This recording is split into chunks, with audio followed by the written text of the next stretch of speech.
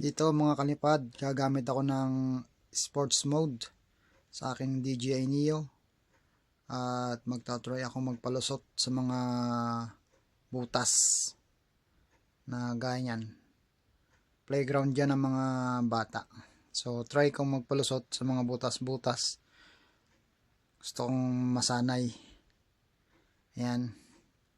Kaya ko naman magpalusot pero hindi pa kaganon kabilis na ipalusot kasi nakakailang pa ba, lalo yung pagtingin dun sa camera dun sa harap.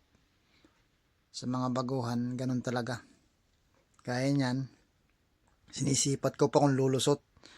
Yun pala, pag nakita mong dun sa camera na malaki yung butas, kaya nya.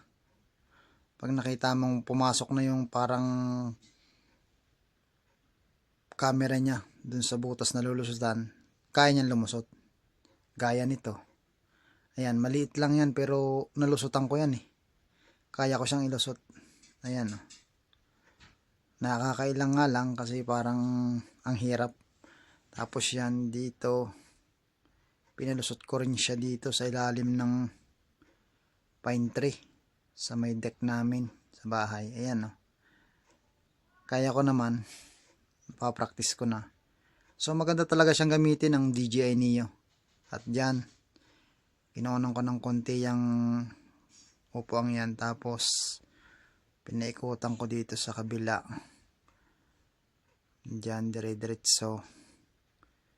Punta ako dun sa may hagdanan. Yan, sa kulay po lang yan. Nakikita nyo mga kalipad. Ayan, pinapractice ko din dyan bumaba.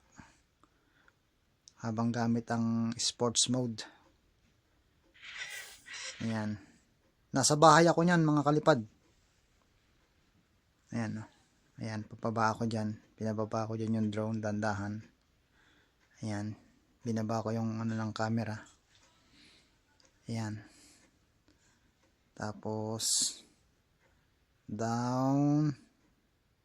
Ayan na. So binaba ko dyan sa may hagdanan.